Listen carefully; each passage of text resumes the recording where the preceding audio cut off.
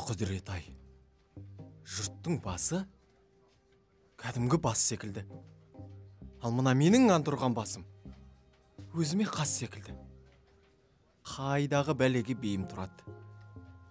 Кім жақсылық істеді десе, жұрттың соңында қалып кейін тұрады.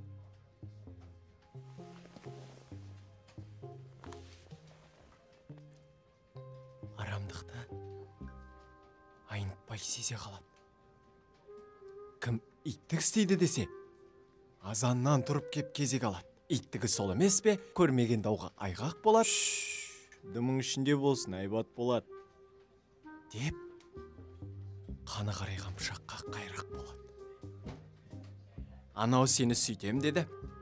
Қолыма түссе шашлық жасап, сексі өлдің шоғына қақтап үйтем деді деп, есінеп жүрген екеуді жұлыс тұрып, жоқ жерден жұмыс құрып, тұнықты лайлап сапырып кетеді. Түбі керек болама деп, милициясында шақырып кетеді.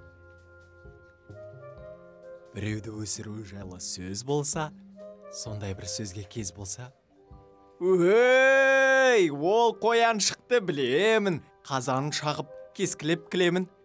Әйелін балконнан лақтырған, апасын балағаттап, ағасын құлақ құрған. Тап кеше ғана көрдім, ойбай, құритын болдым, деп жылап тұрған деп, үміт туғызып отырған адамға күдік туғызып, артынан жар, алдынан құдық құрғызып, танымайтын, білмейтін адамына өрт қойып қадамына адамның ақ пікірін іртіп кетеді. Мұнысына бір алтын тапқандай қуанып ойламаған жерден бір отып кетеді.